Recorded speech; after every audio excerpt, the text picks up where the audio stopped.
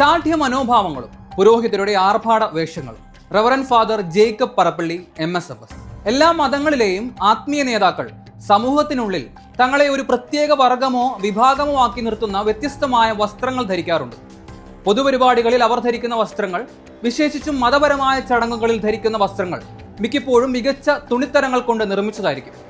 സ്വർണ്ണവർണ്ണമുള്ള അലങ്കാരപ്പണികളും അതിന്മേലുണ്ടായിരിക്കും. അവരുടെ ദിവ്യമായ അധികാരത്തെയും ബഹുമാന്യ പദവിയെയും പ്രതീകവൽക്കരിക്കുന്നവയായിരിക്കും ഇത്തരം വസ്ത്രങ്ങൾ. വിശ്വാസികളിലും അവിശ്വാസികളിലും ഒരുപോലെ ആദരവുണർത്താൻ ഈ വസ്ത്രങ്ങൾക്ക് സാധിക്കുന്നു. പുരാതന മതങ്ങളിൽ പോലും പുരോഹിതരെയും ഇതര കാർമ്മികരെയും അവരുടെ വ്യത്യസ്തമായ വസ്ത്രധാരണത്തിലൂടെ വളരെ എളുപ്പത്തിൽ തിരിച്ചറിയാൻ കഴിയുമായിരുന്നു. മറ്റെല്ലാ മതനേതാക്കളുടെയും ഇടയിൽ സഭാ നേതാക്കളുടെ, പുരോഹിതരുടെയും മെത്രാന്മാരുടെയും കർദിനാൾമാരുടെയും വേഷവിധാനങ്ങൾ അവയുടെ മഹിമയുടെയും ഗാംഭീര്യത്തിന്റെയും പേരിൽ വേറിട്ട് നിൽക്കുന്നവയാണ്.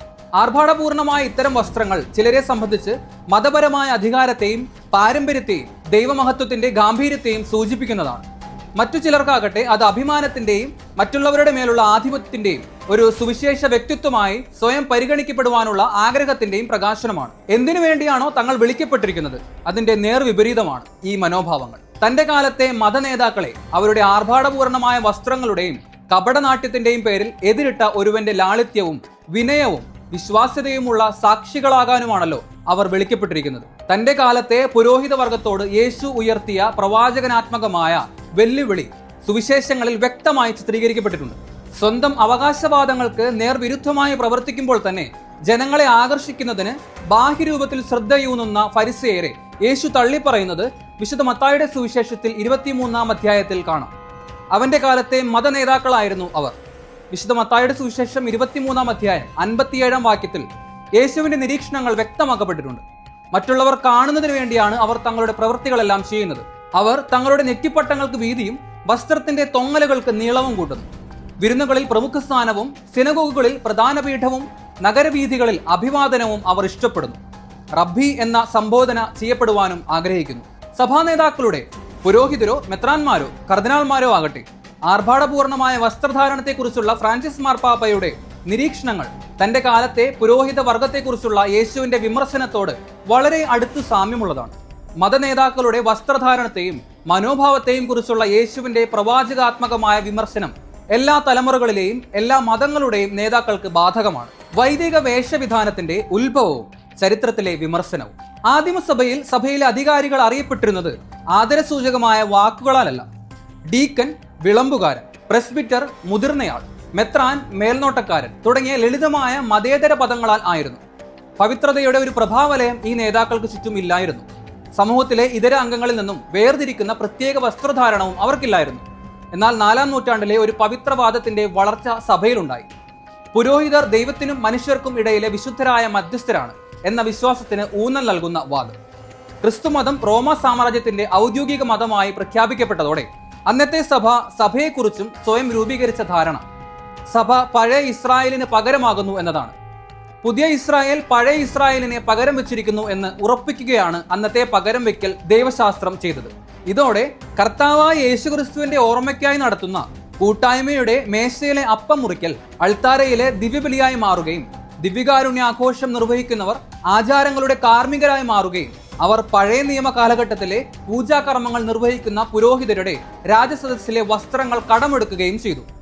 സ്വർണ്ണാഭരണങ്ങൾ കൊണ്ട് അലങ്കരിച്ചതും വർണ്ണശബളവും ഭാരമേറിയതുമായ വസ്ത്രങ്ങൾ ആരാധനക്രമ കർമ്മങ്ങൾക്കായി ഉപയോഗിക്കപ്പെടുന്നത് സഭയുടെ അധികാരം വർദ്ധിക്കുന്നതിന്റെ അടയാളമായി കണക്കാക്കപ്പെട്ടു.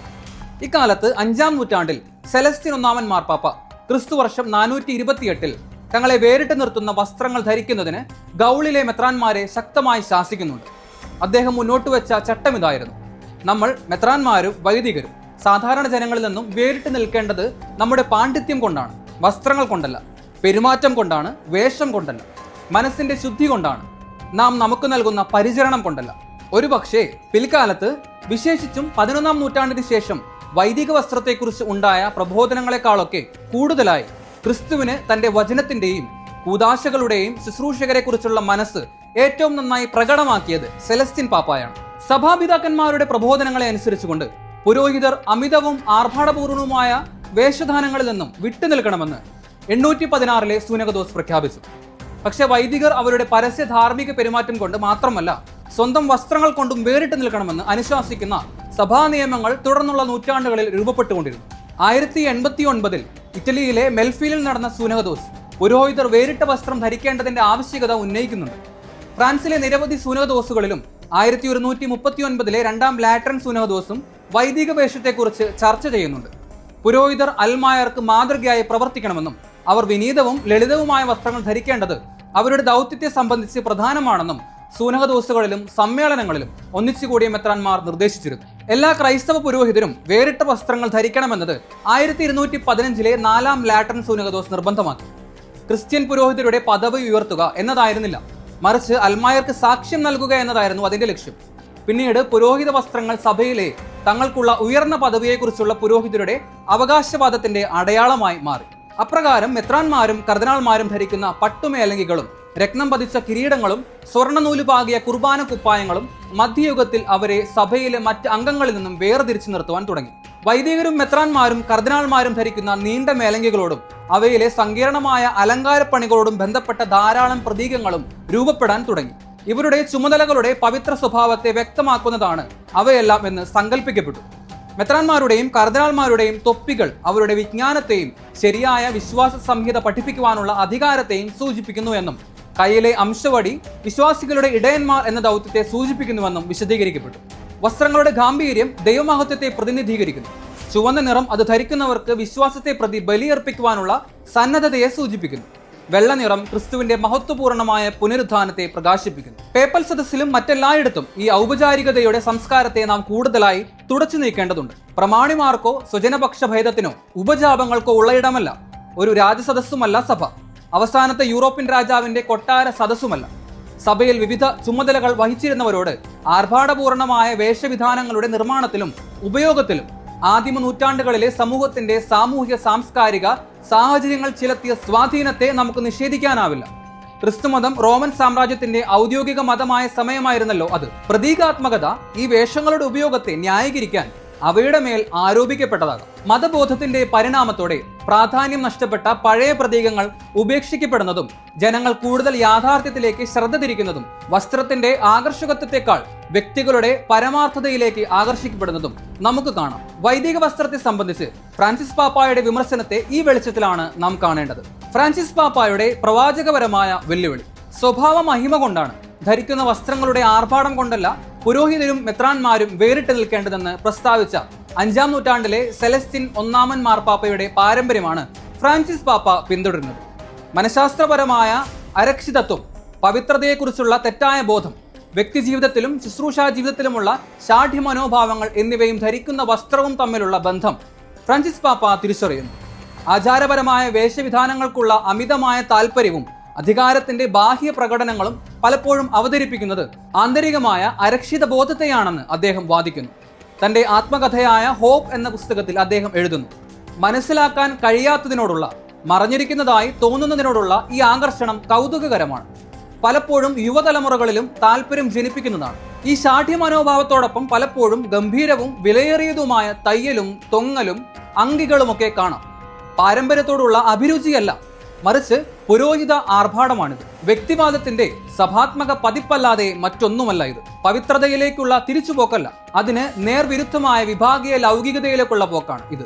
ഇത്തരത്തിലുള്ള വസ്ത്രധാരണങ്ങൾ പലപ്പോഴും മാനസിക സന്തുലനത്തെയും വൈകാരിക വ്യതിചലനത്തെയും പെരുമാറ്റ വൈകല്യങ്ങളെയും മറച്ചുവെക്കുന്നതാണ്. ചൂഷണം ചെയ്യപ്പെട്ടേക്കാവുന്ന വ്യക്തിപരമായ ഒരു പ്രശ്നമാണിത്. സഭയിൽ വിവിധ ചുമതലകൾ വഹിച്ചിരുന്നവരോട് ആർഭാടപൂർണമായ വേഷവിധാനങ്ങളുടെ നിർമ്മാണത്തിലും ഉപയോഗത്തിലും ആദിമ നൂറ്റാണ്ടുകളിലെ സമൂഹത്തിന്റെ സാമൂഹ്യ സാംസ്കാരിക സാഹചര്യങ്ങൾ ചെലുത്തിയ സ്വാധീനത്തെ നമുക്ക് നിഷേധിക്കാനാവില്ല. ക്രിസ്തുമതം റോമൻ സാമ്രാജ്യത്തിന്റെ ഔദ്യോഗിക മതമായ സമയമായിരുന്നല്ലോ അത്.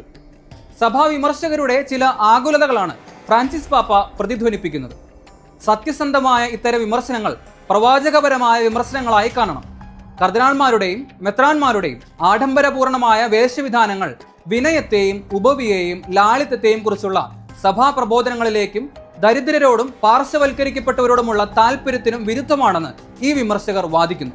വത്തിക്കാൻ ചടങ്ങുകളുടെ ധാരാളിത്തവും അവയിൽ കാർമ്മികരാകുന്നവർ ധരിക്കുന്ന ആഡംബരപൂർണമായ വസ്ത്രങ്ങളും സഭ അതിന്റെ സമ്പത്ത് ചരിത്രപരമായ ആഡംബരങ്ങൾ നിലനിർത്തുന്നതിനേക്കാൾ സാമൂഹ്യ നീതിക്കായുള്ള സംരംഭങ്ങൾക്കല്ലേ ചെലവഴിക്കേണ്ടത് എന്ന ചോദ്യം ഉയർത്തുന്നു. പരമ്പരാഗതവും ആർഭാടപൂർണവുമായ പുരോഹിത വസ്ത്രങ്ങളെക്കുറിച്ചുള്ള ഫ്രാൻസിസ് പാപ്പായുടെ നിലപാട് വിശ്വാസ്യതയുള്ളതാണ്.